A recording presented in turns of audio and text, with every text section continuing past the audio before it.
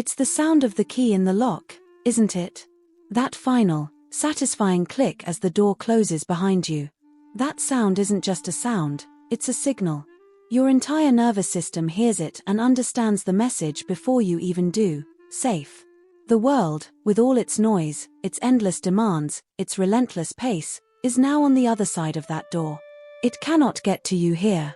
You can feel your shoulders, which were clenched up by your ears all day, finally begin to drop. It's a slow, heavy release, as if you've been carrying invisible luggage filled with other people's expectations, deadlines, and moods. You let out a breath you've been holding since you woke up this morning, a long, shuddering sigh that empties your lungs of the day's tension. This is it. This is the moment you've been craving.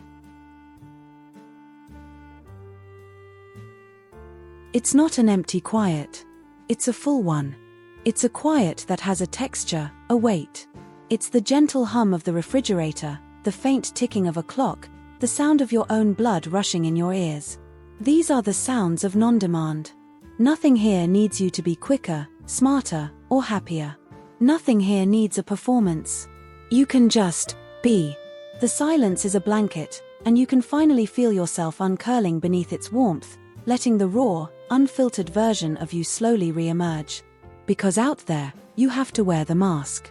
We all do, but for you, that mask feels heavier. It's not made of plastic, but of 1,000 tiny agreements you make throughout the day, to smile when you're tired, to nod when you're mentally somewhere else, to make small talk when your social energy is already in overdraft. Each tiny performance takes a piece of you. By the time you get home, you feel fragmented, like a mosaic of a person you were supposed to be for everyone else. Here, alone, you can finally start gathering those pieces back together. And yet, just as the piece begins to settle deep into your bones, another voice often arrives. It's quiet, but it's persistent.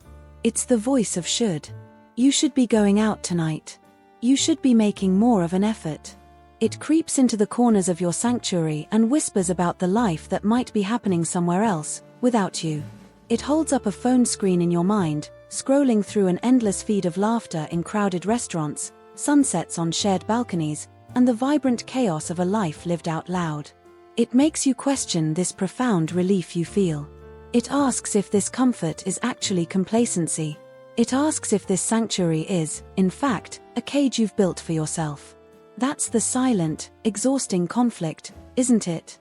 You are sitting in the absolute center of your sanctuary, the one place you fought through traffic and exhaustion all day to get back to, and yet you feel like a ghost haunting the edges of someone else's celebration.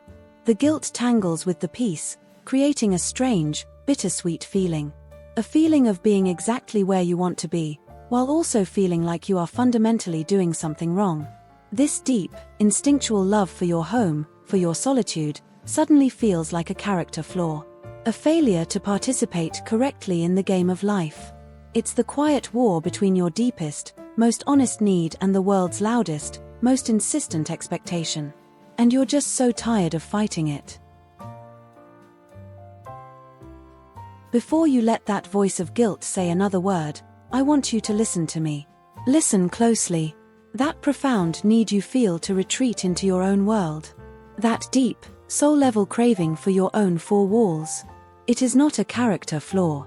It is not a sign of failure. It is not evidence that you are broken or falling behind in life. Let's just put that to rest, right now. You are not antisocial. You are not lazy. You are not weak, and you are not afraid of the world. In fact, the truth is closer to the opposite. You feel this way because you feel the world so very deeply. For your entire life, you have been shown one version of a successful life. It's a life lived at high volume, a life filled with constant motion, crowded calendars, and a performance of endless energy. Our culture celebrates the loudest person in the room. It praises the one who is always out, always seen, always doing. It has taught you to believe that stillness is stagnation, and that solitude is a synonym for loneliness.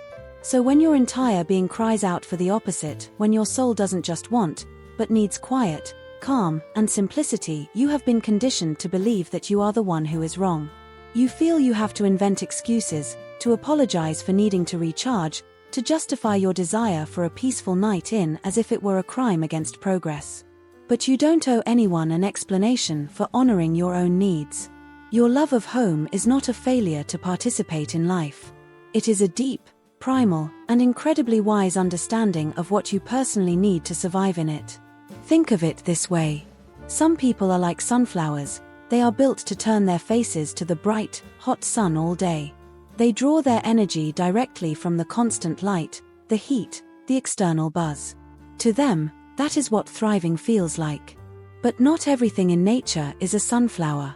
Some living things are more like ferns, or moss. They thrive in the cool, quiet, shaded places of the world.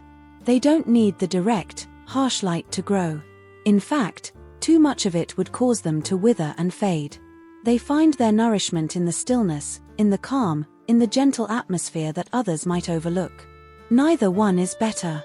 A fern is not a failed sunflower. It is simply a different kind of life, with a different set of needs. You are not failing at being a sunflower. You are succeeding at being you. The guilt you feel is not your own. It is a borrowed guilt, handed down to you by a world that only knows how to measure one kind of energy. It doesn't understand that for you, cancelling plans is not an act of rejection, but an act of self-preservation. It doesn't see that saying no to a loud night out is you saying a profound yes to your own well-being. It is not selfish to need this time. It is a fundamental requirement for your mental and emotional health, as essential as air or water. To deny yourself this would be an act of quiet violence against your own soul. Your home isn't a retreat from life, it's your retreat for life. It's where you go to gather the strength to be able to face it again. So, why does this happen? Why does the outside world feel like a constant drain, while the four walls of your home feel like the only place you can truly fill back up? The psychology behind this is not about a flaw in you, but about the unique way your nervous system is built. It's about your capacity for the world's endless stimulation. Imagine that you begin each day with a finite amount of energy. Let's not call it physical energy, but processing energy. It's the battery that powers your ability to interact, to listen, to observe, and to simply exist around other people. For some, that battery is vast and charges quickly in the sun. But for you, your battery might be different. It's more like a high-fidelity recording device. It's incredibly sensitive, and it picks up everything. When you're in a conversation, you don't just hear the words. You hear the tone, the hesitation, the subtle shift in emotion behind what's being said. You feel it. When you walk into a room full of people, you don't just see a crowd. You are met with a tidal wave of different energies, moods, and unspoken tensions. You absorb it. You are not just a passive observer of the world, you are an active participant on an energetic level, whether you want to be or not. This is the essence of empathy, of sensitivity. It is a gift, but it comes at a cost. Every bit of data you absorb, every sound, every mood, every light, every conversation is a withdrawal from your battery. Small talk isn't small, it requires you to run complex social software in the background. A trip to the grocery store isn't simple. It's a barrage of sensory information that your system has to meticulously sort through. This is why you can come home from a day where you did nothing but were simply around people, and feel more exhausted than if you had run a marathon. You have been processing life in high definition, and your battery is now completely, utterly drained. When that energy gets low, your entire system goes into self-preservation mode. Suddenly, a simple question can feel like an interrogation. A ringing phone can feel like a siren. An invitation to go out can feel like an impossible, crushing demand. This isn't you being dramatic or antisocial. It is the raw signal of a system that has reached its absolute limit. It's your brain and body telling you, in the only way they know how, I cannot process one more thing. I need a low-stimulation environment. I need to recharge. And that is what your home is. It is your charging station. It is the one place on Earth where the tidal wave of external data recedes. The door closes, and the constant input stops. There are no social masks to maintain. There are no emotions to absorb other than your own. There is no performance required. In that quiet, your nervous system finally gets to stop sorting, processing, and defending. It can finally down-regulate and begin the slow, sacred work of repair. So, you see, it's not an escape. It's not avoidance. It is a crucial act of emotional and neurological regulation. It's not that you can't handle the world. The truth is, you handle so much of it, in such detail, that you require more quiet to recover. You are not running away from life, you are simply managing the profound intensity of the way you experience it. So what is the answer? If your energy is this finite, this sensitive, what is the path forward? The world will tell you to build a bigger battery, to put yourself out there more, to get used to the noise, to toughen up. It will try to fix you, because it doesn't understand you. But the path forward isn't about changing who you are. It's not about becoming someone else, someone who doesn't need to recharge. The path is so much simpler, and so much quieter. It is about, perhaps for the first time, giving yourself radical, unapologetic permission. Permission to honor your own, unique rhythm. Permission to have the needs that you have, without having to justify them to anyone, including yourself. Permission to finally, truly believe that your need for solitude is not a weakness, but a critical part of your design. This is the gentle solution. It's not a 5-step plan. It is a shift in your perspective. It's about learning to see your time at home not as doing nothing, but as an essential, sacred act of restoration. When you are sitting in your quiet room, just staring out the window, you are not being lazy. You are giving your mind the priceless, empty space it needs to finally process the thousands of pieces of data it absorbed all day. You are letting the emotional dust settle. When you cancel those plans you've been dreading, you are not being a bad friend. You are being an excellent guardian of your own well-being. You are refusing to go into energetic debt just to meet a social quota. When you are reading a book, or listening to music, or simply making a cup of tea, you are not avoiding the world. You are actively curating your own. You are refilling the well. You are performing the quiet, invisible maintenance that your soul requires to function. Rest is not the opposite of doing, it is a vital part of it. It's not laziness, it's repair. And here is the paradox, the truth that the busy world will never understand. It is not that you dislike connection. It's that you crave it so much, you cannot stand the false version. You are not built for superficiality. Small talk, for you, is agonizing. It's like running a marathon with no finish line. You are not recharged by proximity, you are recharged by intimacy. You crave conversations where you don't have to translate your soul, where silence is comfortable, where you can take off the mask and let your real self be seen. But that kind of connection, true connection, requires energy. A lot of it. And this is the real reason you retreat. You are not avoiding connection. You are preserving your precious, high-definition energy for the connections that actually matter. You would rather give 100% of your authentic self to one person, in a deep and meaningful conversation, than give 1% to 100 people at a party. By recharging in your sanctuary, you are ensuring that when you do choose to connect, you can offer the most valuable thing you have, your full, undivided, authentic presence. Not the exhausted, fragmented, representative you send out into the world when your battery is low. So, listen to that feeling that pulls you homeward. It is not the voice of fear. It is the voice of wisdom. It's your internal compass, your soul's navigation system, telling you exactly where to go to find your true north again. The solution is not to fight it. The solution is to trust it. Your love of staying at home is not a sign that your world is shrinking. Please, hear this. It is the clearest sign that your inner world is finally, powerfully, expanding. For years, you have lived in the noise, trying to make sense of a world that moves too fast and speaks too loudly. But in the quiet refuge of your own space, something profound begins to happen. You start to learn a new language, the language of yourself. In the stillness, you finally begin to distinguish your own voice from the endless echoes of your parents, your teachers, your friends, and society. You start to hear what you actually want, not what you've been told you should want. In the solitude, you learn to sit with your feelings long enough to understand what they are trying to tell you, instead of just running from their discomfort. You start to untangle your own joy from the world's definition of happiness. This isn't a retreat, it is an awakening. This is a form of quiet power. In a culture that values expansion, you are learning the art of curation. You are not broken because you cannot handle everything. You are wise because you have begun to choose what is worthy of your energy. You are choosing depth over width. You are choosing meaning over noise. You are choosing peace over the performance of happiness. You are no longer willing to live a life that looks good on the outside but feels hollow on the inside. You are building a life that feels true, from the inside out. That is one of the bravest things a person can ever do. And here is the most beautiful part of this awakening. The peace you cultivate within your own four walls does not have to stay there. It is not trapped inside your home.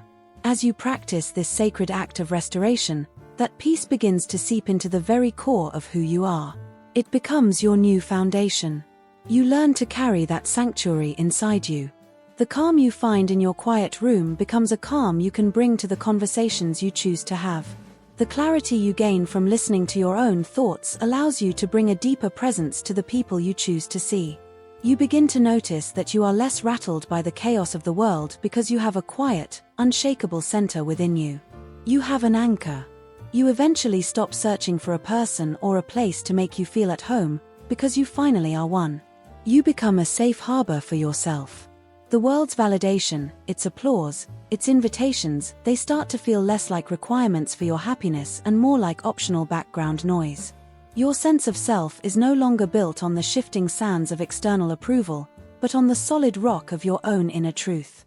So the next time you put that key in the lock and close the door behind you, and you feel that profound wave of relief wash over you, I want you to do something different. Do not follow it with a wave of guilt. Don't allow the voice of should to spoil that sacred moment. Instead, I want you to breathe it in. I want you to honor it. Recognize it for what it is, the feeling of your soul coming into alignment. You are not escaping the world. You are not hiding from life. You are simply coming home to yourself. And there is no more vital, more beautiful, or more important journey than that. There is a secret the loud world doesn't know about your quiet one. To the outside observer, a person who loves being home is seen as someone who is doing nothing. They see empty spaces in your calendar and assume it means you have an empty life. But you know the truth, don't you? You know that this nothing is actually where everything truly happens. That empty space is not a void, it is a canvas. Our world is terrified of empty space, of silence. It rushes to fill every spare moment with noise, distraction, and productivity. But you have instinctively understood something that great artists, thinkers, and poets have known for centuries.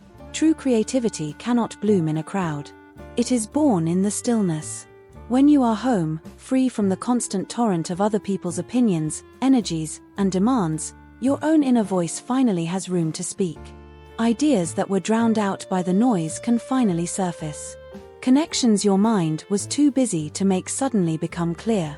You are not disengaging from the world, you are engaging with your own imagination, which is a world in itself, rich and infinite. This solitude gives you another gift, one that is perhaps even more profound, emotional clarity. Out in the world, you are constantly reacting. Reacting to traffic, to emails, to conversations. There is no time to process, only to perform. But when you are home, in the quiet, the frantic pace of reaction slows down. You are no longer just an actor on a stage, you become the observer in the audience of your own life. You can finally sit with an emotion, a flicker of sadness, a pang of anxiety, a wave of joy, and not just feel it, but understand it. You become a kind of emotional archaeologist, carefully brushing the dust off your own experiences to see what lies beneath. This is where self-awareness is forged. Not in the noise of external achievement, but in the quiet, courageous work of self-inquiry. And then there is the great paradox of your relationships. People might assume that because you spend so much time alone, you must be lonely, or that your connections are shallow. But the opposite is almost always true. Your love for solitude doesn't diminish your relationships, it deepens them. Because you understand the preciousness of your own energy, you do not waste it on connections that feel hollow. You don't maintain friendships out of obligation or a fear of being alone. You invest. You choose. The relationships you nurture are often stronger and more authentic precisely because you are not afraid of your own company. You don't need others to save you from silence. This means that when you are with someone, you are there because you genuinely want to be. You can offer them the rare gift of your full presence. You crave the kind of bond where silence isn't awkward, but is a shared space of comfort and understanding. While others fill the air with words to prove their connection, you are able to build bonds strong enough to hold the weight of silence. These are the deepest connections of all. Finally, your quiet life has given you the gift of sight. Not just with your eyes, but with your soul. By slowing down, you have learned to notice. You see the poetry in ordinary things that the rushing world misses. You notice the way the afternoon light paints a pattern on your wall, the intricate design of a spider's web in the corner of a window, the gentle rhythm of the rain. You are not living a smaller life. You are living a life in higher resolution. You are noticing the beauty, the grace, and the quiet magic that is hidden in the moments between the noise. This is not missing out. This is tuning in. Let's be honest for a moment about another, quieter truth that lives within your walls. Sometimes, your love for being home isn't just about finding peace. Sometimes, it's not a gentle pull, but a desperate, bone-deep need. It's not because you feel full of creativity and wonder. It's because you feel profoundly, utterly tired. It's a specific kind of exhaustion, isn't it? It's not the satisfying ache of physical work. It's the invisible fatigue of emotional labor. The exhaustion of being constantly misunderstood. The tiredness that comes from having to translate every thought and feeling from your rich, complex inner language into a simpler, more acceptable dialect for the outside world. You spend your entire day as a diplomat for your own soul, carefully negotiating every interaction, and by the time you get home, you feel as though you've just returned from a war no one else even knew you were fighting. For you, home is the one place where you don't have to perform this translation. It's the only embassy for your true self. Here, you can finally think in your native tongue.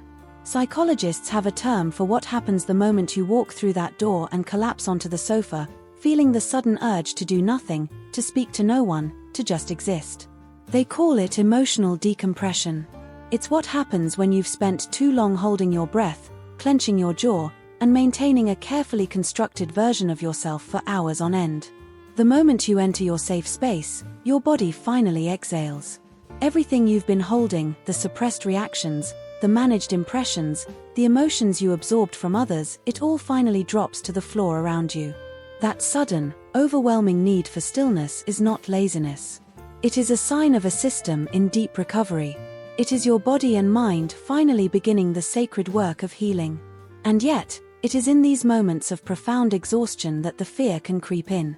The voice of guilt returns with a sharper edge. Is this healthy? Am I just withdrawing from the world? Is this sanctuary becoming a prison? This is a valid fear. And it's important to honor it. There is a line between life-giving solitude and painful isolation. But the difference between them is not about how much time you spend alone. The difference is in the feeling. Isolation feels like being locked out. It is the painful feeling of wanting to connect but being unable to. It is a punishment. Solitude, on the other hand, feels like being safely locked in. It is a conscious choice to retreat to a place of safety to restore your energy. It is a sanctuary. What you are doing is not succumbing to isolation.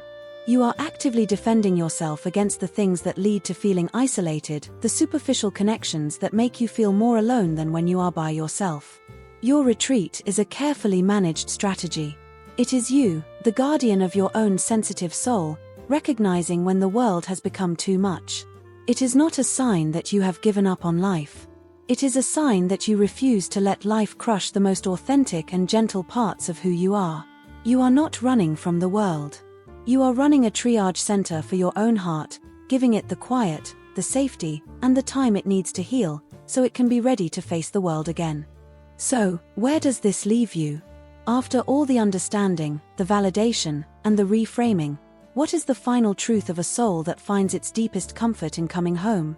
It is this: you are not just a person who loves to stay home. You are an architect of an inner world. You have been building a sanctuary brick by brick, not out of fear, but out of a profound and instinctual wisdom. You have been cultivating an emotional ecosystem that can actually sustain you, in a world that often feels like a drought. This is not a hobby. This is not a preference. This is your life's great, quiet, and sacred work. For a long time, you may have looked at the world and felt like you were out of step. You saw the frantic pace, the celebration of burnout, the endless chase for more, and you believed you were the one who was lagging behind. But what if you were never behind at all? What if you were simply walking on a different path, to a different rhythm? The world marches to the beat of a loud, frantic drum. Your soul, however, moves to the gentle, steady rhythm of a heartbeat. It is not a slower rhythm, it is a deeper one. This lifestyle you have cultivated is a form of quiet rebellion. It is a rebellion against the idea that your worth is measured by your visibility. It is a rebellion against the notion that a full calendar equals a full life.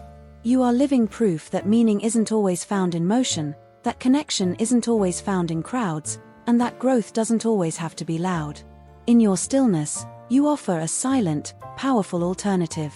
You show that it is possible to live a life that is not about conquering the world, but about deeply inhabiting your own corner of it with grace and intention.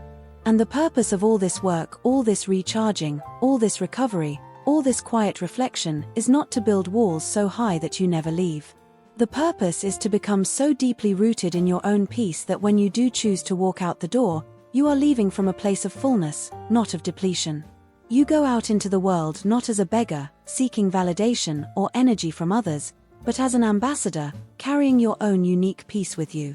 You find you can handle the noise a little better, because you are anchored in your own quiet. You can offer a more genuine smile, because you are not performing. You can listen more deeply, because you are not desperate to be heard. The guilt will still try to visit sometimes. It is an old, stubborn ghost. But now, you can greet it with understanding. You can see it not as a truth, but as a cultural echo, a shadow cast by a world that doesn't yet understand your language. You can thank it for its concern, and then gently, firmly, lead it to the door. You are not missing out. You are tuning in to a wiser, kinder, more sustainable way of being. You are honoring the person you actually are, not the person you thought you were supposed to be. So breathe in the quiet of your room. Feel the steady ground beneath your feet. This is not an escape. This is your center. This is your truth. You were never running away from the world. You were always, in the most beautiful and courageous way, just running home to yourself.